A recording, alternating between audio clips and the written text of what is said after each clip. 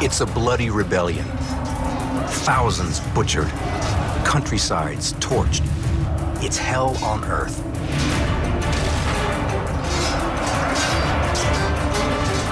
The rebels, an ethnically mixed tribal people known as Gauls.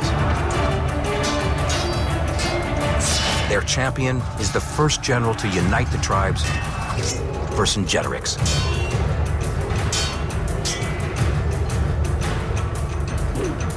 His nemesis is one of the most famous and ruthless generals in ancient history, Julius Caesar.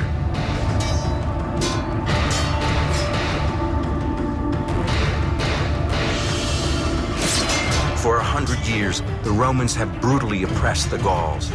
Now, it's payback time. The stage is set for one of the greatest military confrontations in history. A battle of technological wonder that tests the cunning and resourcefulness of the two generals, shapes the face of Europe for centuries to come, and guarantees the future of an empire.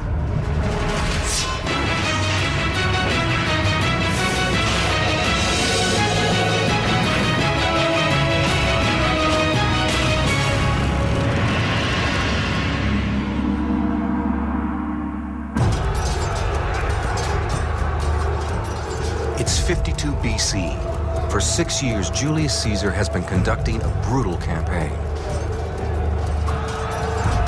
His goal is to conquer the land called Gaul and turn it into a Roman province.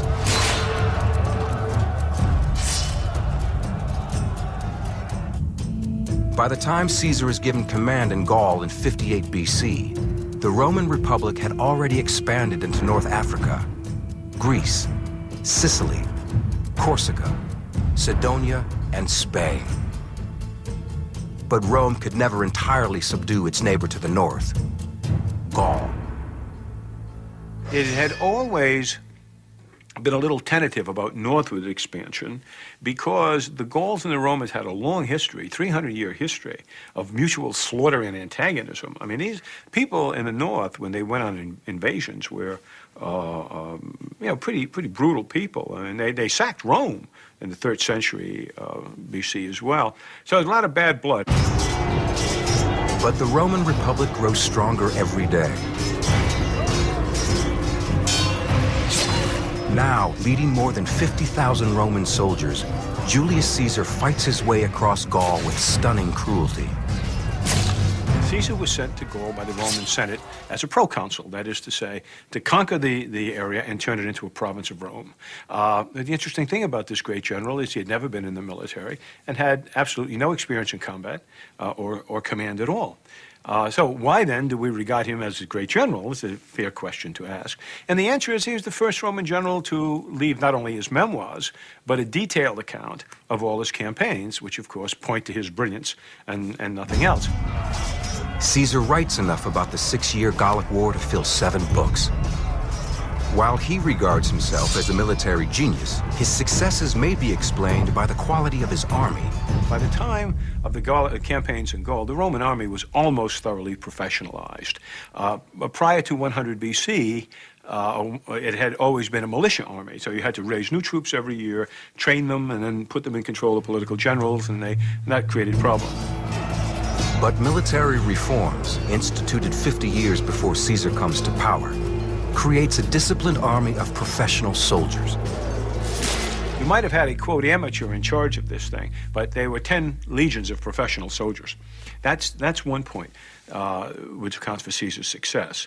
The other point, I think, is that you can always be a great general if you're not fighting against anyone. And in the case of the armies of Gaul, they really weren't significant armies. Gaul is not a unified nation with a national army. It's a conglomeration of individual tribal armies who lack discipline and cohesion. The fundamental problem with Gaul is that it was essentially an area of 15 to 20 million people.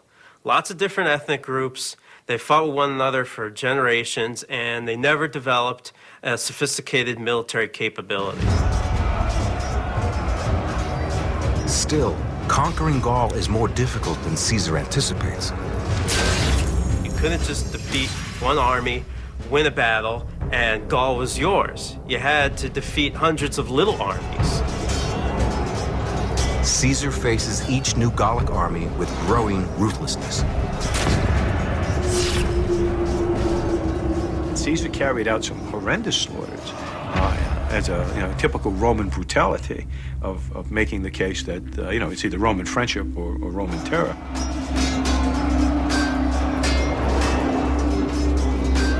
Caesar's really was a reign of terror. He destroyed entire villages, killed everyone in them, and then he went on to the next one. Absolutely brutal. And inevitably, over a period of 6 years, what happened was basically Roman control in Gaul was pretty much established. But underneath it all was a simmering spirit of hatred for the Romans and spirit of revolt, just looking for a leader to spark it. Enter Vercingetorix, a charismatic Gallic general. Like Caesar, he's also on a mission to finally unite the hundreds of tribes of his homeland against Caesar.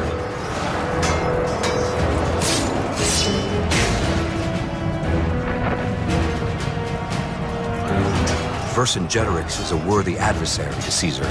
As a younger man, he trained with and fought alongside the Roman legion. Vercingetorix was actually a cavalryman in Caesar's army early in the Gallic Wars. So he knows how the Roman army worked. He knows its strength. He knows its weaknesses. He is the right guy at the right time to take on Caesar. Vercingetorix took it into his head that perhaps this was the right time, that the Gauls had probably finally had it, not this tribe or that tribe, but everyone, and that if he could provoke a spark with an attack on the Romans that was successful, what might happen is, for the first time, all of the main tribes of Gaul would assemble together and resist Roman rule, defeat Caesar, and drive the Romans out. And that's what he had in mind. His plan to provoke Caesar succeeds. Vercingetorix marches more than 70,000 soldiers into the Roman town of Orleans and gives Caesar a taste of his own medicine. And he fell upon it like a lion upon a rabbit, and burnt the town and massacred and murdered everybody. The Gauls slaughter more than 5,000 men, women, and children. Vercingetorix delivers a clear message to Caesar. The Gauls will no longer stand for the Roman general's brutality. This was the spark of revolt. There was some signal event that would galvanize all of Gaul against the Rome, and that's what he tried to do. He was a fairly good strategic thinker, and it worked. There is no turning back for Vercingetorix now.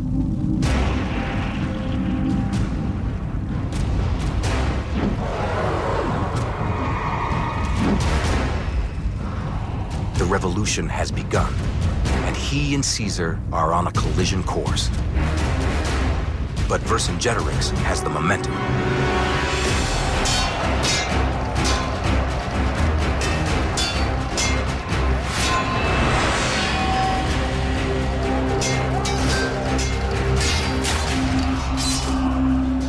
He's scoring more victories. He has a massive army behind him, and he's using it well.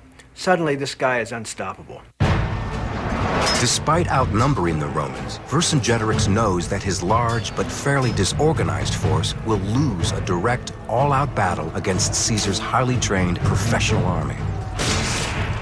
So his strategy is to strike at Caesar's forces in small bursts of guerrilla-style combat until he inflicts so much damage, the Romans are forced to retreat to Italy. Vercingetorix has a policy just to keep harassing the Romans, keeping them away from food, generally giving Caesar a headache. To further keep the Roman troops off balance, Vercingetorix does something that will reverberate through all of military history. He convinces the Gauls to torch their own towns, crops, and countryside. It's a strategy now known as scorched earth. Burn everything. Burn the towns, burn the hamlets, burn the fields, everything. In other words, leave nothing upon which the Roman army can survive. In August of 52 BC, after implementing his scorched earth policy, Vercingetorix leads a small Gallic ambush force against the Romans near modern-day Dijon. The Gauls' favorite weapon is the broadsword. Made of iron, these heavy blades are designed to smash down with brute force. The Roman soldier wields a gladius, 26 inches long, 2.5 inches wide. The gladius is made of razor-sharp steel and is used as a stabbing weapon.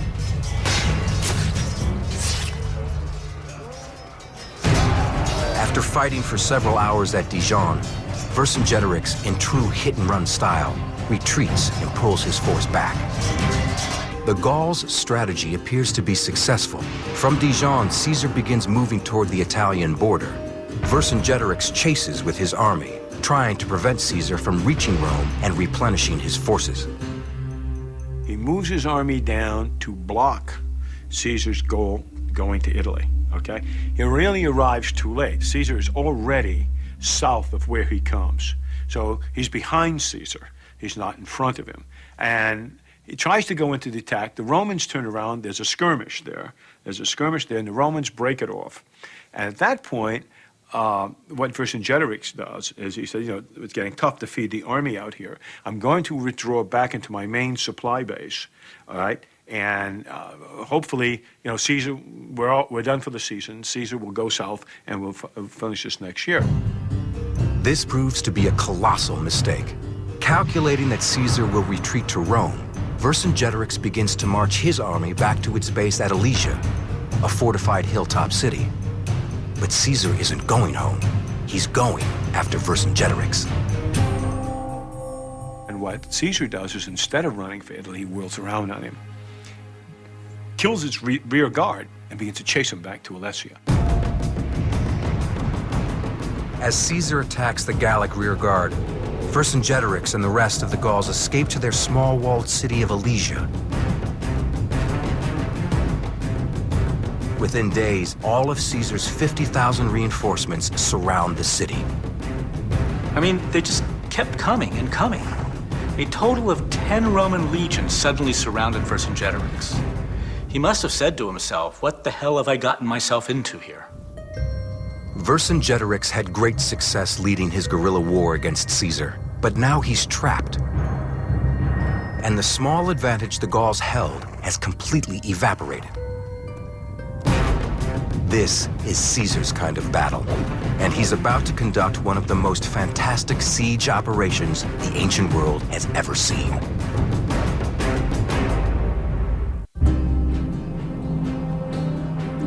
'52 BC, the city of Alesia. The Roman military commander Julius Caesar and more than 50,000 Roman soldiers have trapped 70,000 Gauls and their revolutionary leader Vercingetorix inside the city.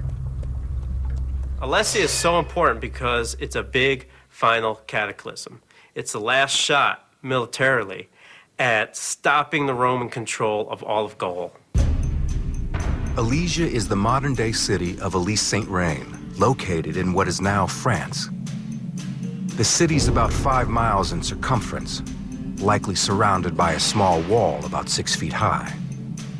Home to about 10,000 men, women, and children, Alesia sits on a small hill some 1,500 feet above a valley. Through the valley run 2 small rivers. A ring of hills surround the city. It's well protected, giving the Gauls a strong defensive position. Nonetheless, Caesar decides to lay siege to Alesia, a military campaign unlike any other in history. The siege works created by Caesar are just ingenious. And I can't find anyone or any source to say that his siege techniques that he used there had been used before. Caesar's army possesses the most sophisticated siege technology of the age. They are equipped with a catapult called an onager, known as the wild ass for its kick. It's capable of launching a 100-pound projectile 400 yards. The Romans also used the ballista. Latin for stone thrower, the ballista fires lead shot nearly 100 yards. Each Roman legion is equipped with 30 of these. But siege means more than just attacking with powerful high-tech weapons. And Caesar knows that the right tactical move at Alesia isn't an all-out barrage. Instead, Caesar believes that to win this battle, he shouldn't try to drive the Gauls out. He should starve them in. Caesar decides to build a 10-mile-long wall around Alesia to imprison the Gauls within their own city. What Vercingetorix thought would be a safe haven turns out to be a death trap. First, Caesar's soldiers dig a trench 20 feet deep and 20 feet wide. Next, they dig another trench, 15 feet wide, 8 feet deep, that can be flooded with water. Then, another dry pit. And finally, work begins on a wall 12 feet high, complete with watchtowers every 80 yards. They call it circumvallation. You put up a wall around the city. It's essentially putting tens of thousands of people in prison. The purpose of that was, of course, to make sure that no one in the city could break out. They could get outside their own walls, but only to be trapped in a killing ground between the Roman wooden wall and their wall. That's the first thing. This is not the first time Caesar has shown himself to be a master of technology. 3 years earlier, in 55 BC, 400,000 Germans were looking for a new homeland and crossed the Rhine River to settle in Gaul. Caesar immediately delivered a brutal message. He sent 50,000 of his troops to the Rhine River with orders to slaughter the Germans. What he does next was both horrific and technologically astounding. Caesar foreshadowed his engineering prowess they will eventually show at Alesia. He built a 400-foot-long, 40-foot-wide suspension bridge over the Rhine River so that he could chase them back to Germany and hunt them down. Once across the river, Caesar brutally and mercilessly ravaged the countryside. 430,000 people, men, women, children, no survivors. In a deliberately calculated act of political butchery designed to send a clear message to another people. Brutality aside, Caesar's spanning of the Rhine stands as a remarkable engineering achievement of the ancient world. He built the entire bridge in 10 days. It was incredible. I mean, he built it with posts and beams and cabling. And the reason he built it was to say to the Germans, look, the Rhine isn't a barrier. We could come and get you anytime we want. After the butchery, Caesar headed back to Gaul and immediately destroyed the bridge. At Alesia, Caesar uses the same Roman technological superiority to trap the Gauls inside the city. The Gallic general Vercingetorix watches as Caesar's wall rises up around him. The 12-foot-high wall is built partially from the earth dug out of the trenches. The walls are topped with wooden ramparts, and wooden towers rise every 80 yards. On top of all that, they put sharpened sticks, kind of like an early version of barbed wire, just in case someone tries to scale the thing. And except for a couple of areas, like places with natural barriers, this wall goes completely around the city. It's a race against time. Once Caesar completes the wall, nearly 10 miles in circumference, it will be impenetrable, trapping the entire population of the city of Alesia. Some 10,000 men, women, and children, as well as the new tenants, the 70,000-strong Gallic fighting force. Vercingetorix does have some beef and corn stored up at Alesia, but it's not going to last forever. Caesar's men could go and try to steal some or buy some supplies, but that's easier said than done. Don't forget, Vercingetorix had burnt a lot of it during the Scorched Earth campaign. Vercingetorix knows that the winner of this battle will be the one who is able to stave off starvation. So he decides his only hope is to try to stop construction of the wall and stop the Romans from gathering food. If he can outlast Caesar in the city, okay, sooner or later the Roman army would find it very hard to gather supplies, and it too would wither on the vine. What he had to do is he had to keep attacking the Roman army to prevent it from foraging from supplies. So Vercingetorix resorts to his old tactics, hit and run. He sends several thousand of his cavalry to harass Caesar's construction workers and foragers. Vercingetorix gets away with this a few times, but finally, during one of these attacks, Caesar launches a counterattack. We're not exactly sure how many cavalry Caesar had, but I would imagine about 5,000 or 6,000 Roman cavalry and 3,000 to 4,000 mercenary cavalry. A skirmish breaks out between Caesar's wall and Alesia. The Roman cavalry gain the advantage, and the Gauls retreat. But Vercingetorix orders Alesia's gates closed to protect the Gauls already inside. Very, very heavy Gallic losses. Guys off their horses, trying to basically claw their way back into the city. Vercingetorix has sentenced his men to death.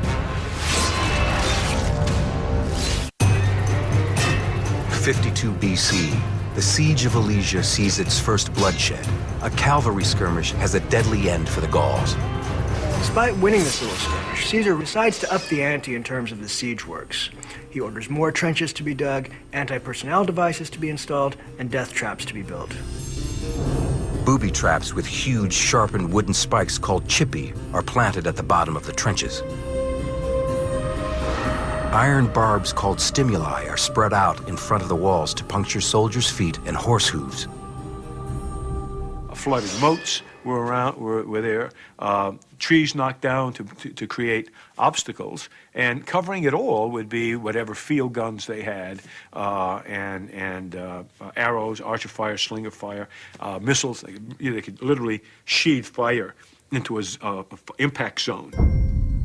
After only 5 weeks, the 10-mile wall equipped with pitfalls, obstacles, and anti-personnel devices is nearly complete. The Gallic general Vercingetorix is forced to take a bold gamble. He sends his entire 15,000-strong cavalry force to ride across Gaul and recruit help from other Gallic tribes. Well, this seems to be a smart move. Think about this for a minute. He had pretty good success just snipping at Caesar, harassing him, not letting him get anywhere, not allowing him to gather food. But he's giving all of that up, and he says, no pun intended, send in the cavalry. Vercingetorix changes his tactical design and allows the Romans, in essence, to build the siege works and feed their own. The decision to go for help rather than continuing to try to disrupt the foragers and construction workers is a critical military decision. If the cavalry is caught and the other tribes don't respond, Vercingetorix and his army are doomed. Now, without his cavalry to send forth to harass the Roman army, they can build the siege works at their leisure, which they do. More important than that is they now can forage freely. And what Caesar understands is clearly, what does he say? He orders his commissariat to make sure you collect a 30-day supply of grain. Still, Caesar knows that if the Gallic cavalry does come back with reinforcements, it can spell defeat for the Romans. To defend against this, Caesar decides to build another wall, about 400 yards away from the first. Caesar's first wall keeps Vercingetorix in. His second wall will keep the reinforcement armies out, but it will also contain 50,000 Roman soldiers who must camp in between the two walls. Outside this wall of circumvallation, you construct a second wall called contravallation, Latin contra, against. And this wall ran 20 miles. So you have a wall inside a wall in a city in the middle, kind of like looking at from the top down, kind of looking at a layer cake. Now, with no cavalry to harass them, the Romans have no difficulty building the second wall. The wall is seamless except for a small section at the base of Mount Rhea, near where two small rivers run through the valley. With the wall construction coming to an end, everyone starts realizing that the thing that's going to win or lose this thing is food. Caesar knows that once the rest of the Gauls show up, he won't be able to send his guys foraging anymore. Meanwhile, inside the city, Vercingetorix personally takes control of the beef and corn rations.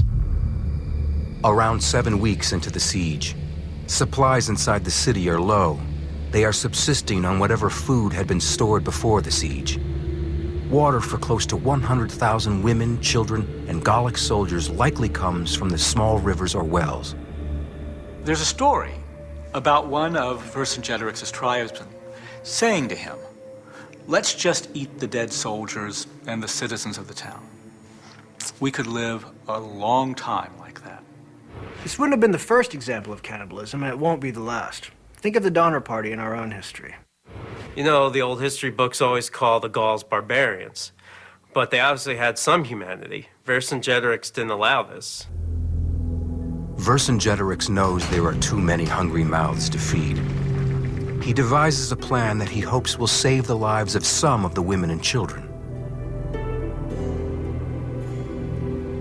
What he did is he sent them off to the Roman wall, essentially saying, look, let these people go, there's no point to this, or actually take them in as slaves.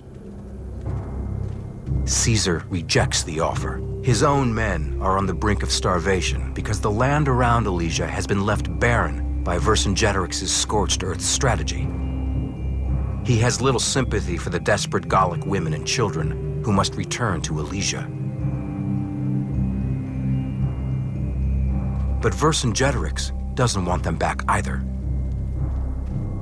Having gotten rid of this large number of people that he no longer had to feed, that Vercingetorix himself refused to allow them back in the city walls, so that the women and children, large numbers of women and children, were trapped between the outer city wall and the inner Roman wall, where they were allowed simply to die of starvation. Some 3,000 women and children are trapped inside the no man's land, pawns in the struggle of wills between Vercingetorix and Caesar. All these pathetic souls just languishing in this kind of limbo. They're literally caught in the middle of this fight. No one wants them. But in this horrible test of wills, Vercingetorix weakens first. Finally, the gates to Alesia open, and the townspeople re-enter. Caesar wins the battle of wills. Now the Gallic leader, Vercingetorix, doesn't get to transform his headache into Caesar's. And Caesar gets to remind people of just what kind of man they're dealing with. The outlook for the Gauls is bleak. But then, 3 days later, on the horizon, a Gallic relief army, some 60,000 strong, appears. They are led by Comminus, an old acquaintance of Caesar's. Comminus had been an ally to Caesar early on in the Gallic Wars. Vercingetorix had actually fought for Caesar also. So it was a real betrayal for Caesar to have these guys coming against him. Comminus wastes no time letting Caesar know he has arrived. For the first time at the siege of Alesia, Caesar looks like he might be in trouble. 60,000 Gallic soldiers, led by a man named Comminus, have come to the rescue. They're here to help Vercingetorix, who is trapped inside the city with tens of thousands of civilians and soldiers. Comminus immediately goes on the offensive.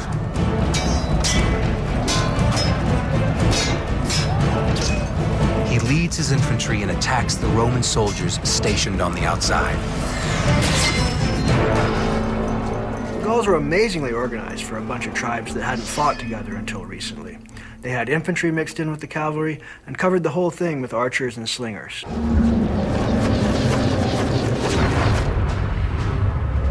Caesar has no choice but to launch 5,000 cavalry to defend the wall, but they ride into a hail of arrows. Just when it seems the Roman defenses will collapse, Caesar sends in reinforcements. His timing is perfect, and the fresh troops push the Gauls back.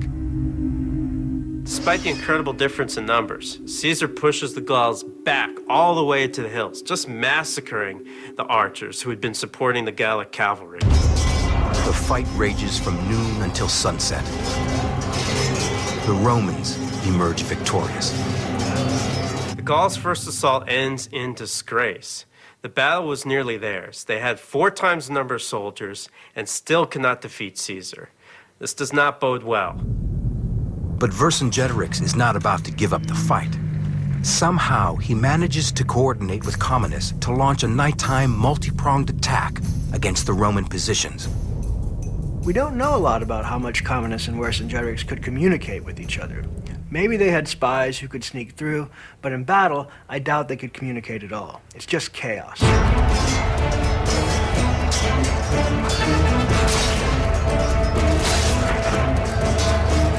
Vercingetorix leads a force attempting to break through the inside wall.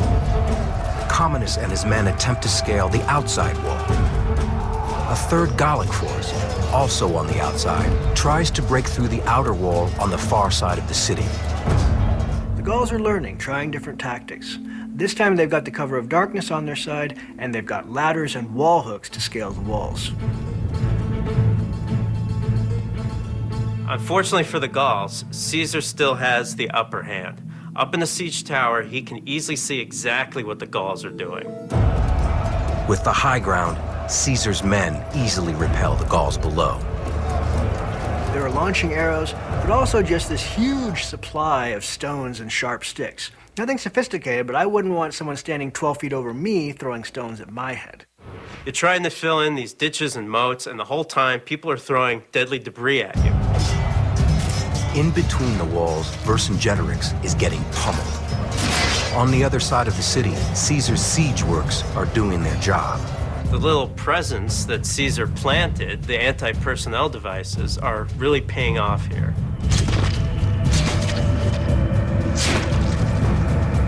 These guys can't take a step without falling 10 feet onto a huge spike or getting a hook caught in their legs. Caesar's brilliantly planned siege of the city is proving too much for the Gauls. Comminus is being beaten on the outside, Vercingetorix is being beaten on the inside. The anti-personnel devices are killing Gauls right and left. And they both have this constant rain of Roman throwing spears and arrows coming down on them. By daybreak, all the Gallic forces, both inside and outside the walls, are forced to retreat. Once again, Caesar is successful. It's got to be driving Comminus and Vercingetorix crazy. They have 3 times the army, yet they're spending most of their time filling up ditches and dying at the hands of the Romans. Caesar's like a master chess player. By imprisoning Alesia, then building the second wall to repel the Gauls from the outside, he's neutralized the numbers advantage the Gauls have. Absolute genius. 5 more days pass. Starvation is taking its toll on the Gauls. Desperately, the Gauls try to figure out how to stop the Romans. They were already beaten back twice, but they had to do something. The people inside were beyond being out of food. Finally, the Gauls discover the weak spot in the Roman outer wall near the foot of Mount Rhea. Because of the Ouse River, Caesar couldn't completely connect his outer wall. It's a gap Comminus hopes to exploit. So what they do is they sneak under cover of night to that weak spot tucked between the 2 hills, and they stay hidden in the woods. At noon the next day, they attack. Comminus's men flood through the opening in the wall and ravage the Roman infantry.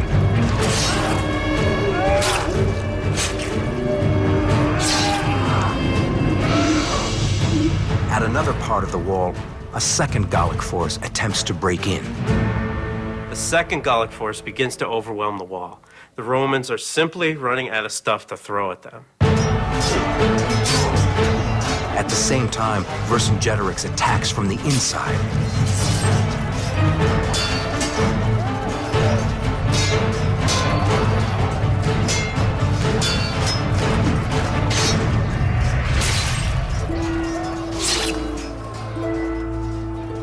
Caesar watches this 3-pronged Gallic attack from his siege tower.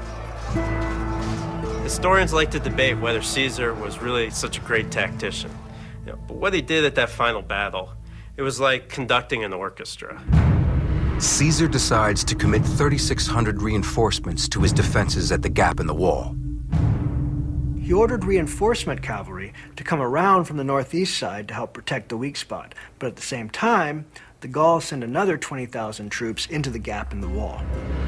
But you see, 20,000 men isn't going to do you a lot of good when you're trying to funnel them through essentially a narrow gap between two rivers while you're being opposed on both sides by legion camps and in the front by a ditch and a wall. Caesar watches as the Gauls switch tactics. If they can't go through the wall, they will tear it down. By now, they're at the wall, and they're just tearing at these with these mural hooks. They're iron hooks designed for tearing down the walls of a besieged town. Everything's kind of backwards because of Caesar's walls. Usually it's the conquering force that's using mural hooks, not the defenders. The battle rages on all fronts.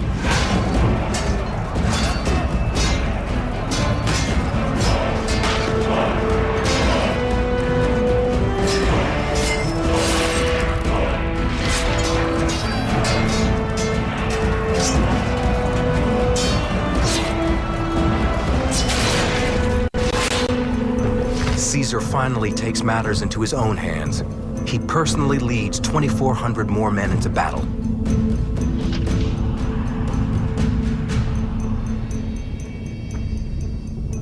He takes command of 4 cohorts of infantry himself, puts on his famous red cloak. He always thought it important that troops should see their commander in battle, and leads these 4 cohorts right into the fray.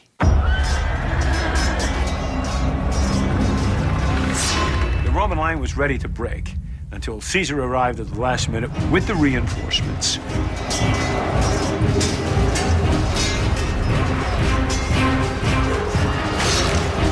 And there he is, hacking at Gauls with his gladius, absolutely butchering them.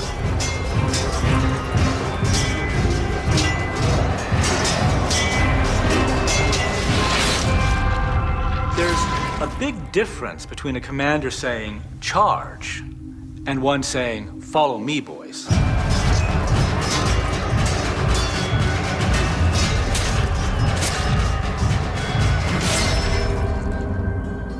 Patton wore a red cloak just because of Caesar. Now that Caesar's there, the Roman legions put down all these pilum and javelins and things that they were throwing from a distance, and they pick up their swords and they just charge the Gauls.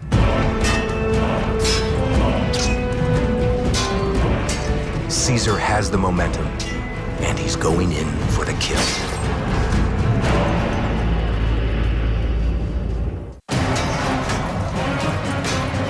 More than 2 months into the siege of Alesia, Julius Caesar, wearing his famous red cloak, leads his men into battle against the Gauls.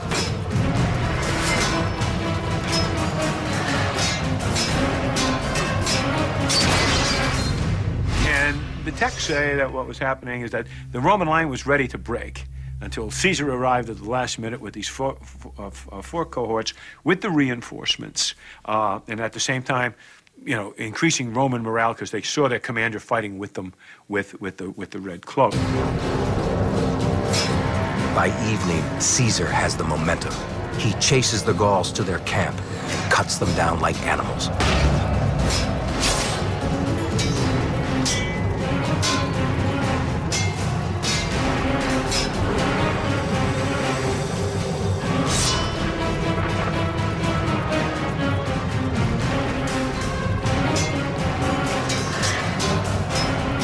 Despite the impending defeat, Vercingetorix fights on. His strategy of uniting the Gallic tribes to fight against Roman oppression has failed. Vercingetorix soon realizes he has lost.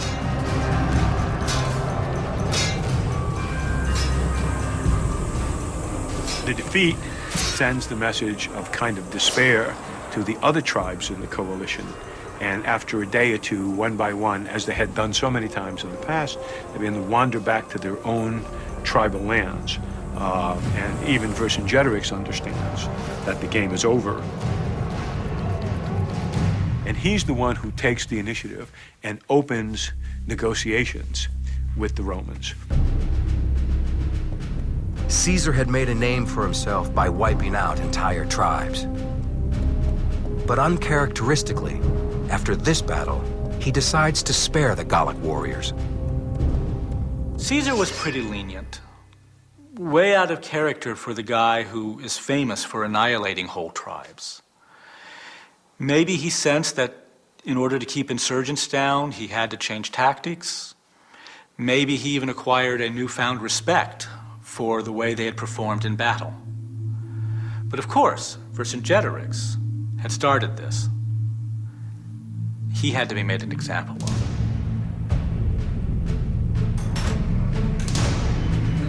October 2nd, 52 BC. After almost 2 months of bloodshed, Vercingetorix finally surrenders. Vercingetorix puts his best armor on and marches through the gate. Comes right up to Caesar. And tens of thousands of Romans behind him. You can imagine the scene. Here's this guy who had dared to challenge Caesar, coming face to face with him.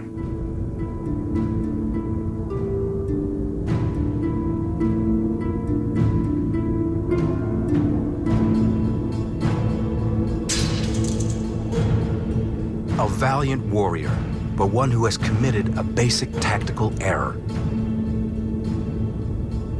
He had a plan, not to take Caesar head on, but to skirmish, cut his communication, cut his supply lines, just harass him at every turn. He held on to that at times when he could have tried to go in for the kill, but he stayed disciplined. Then he suddenly scrapped the whole idea. He sends his best fighters to go get help. Help that didn't end up doing much good. It's fascinating. He had hung to the original strategy right to the point where it was succeeding, and then, for whatever reason, changes the strategy, and it cost him dearly.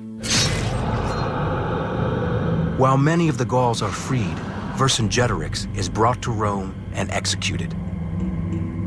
And as the story goes, for which there's probably not much evidence, that during one of Caesar's triumphs, he was strangled in full public view. More likely, he was simply executed in a Roman dungeon.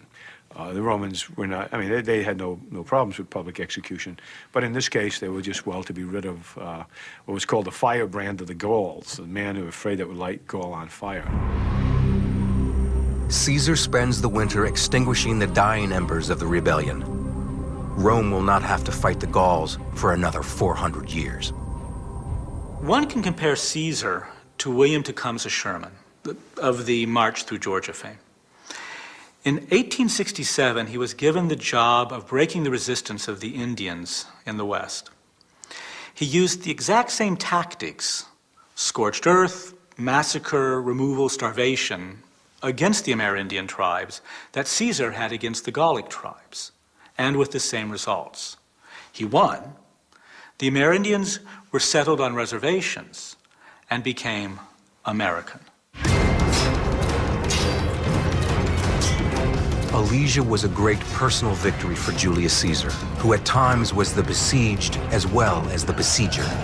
But the outcome of this battle is more than just dramatic material for Caesar's own writings.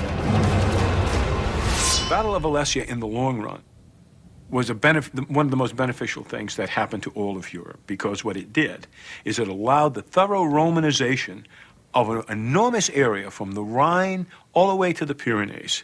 What today we would call Western Europe was civilized and organized as a province of Rome, and then became, under the empire, essentially Italy and Rome itself. It got to a point where the Gauls never thought of themselves as anything except Romans. Some say that Caesar's campaign was really a reign of terror.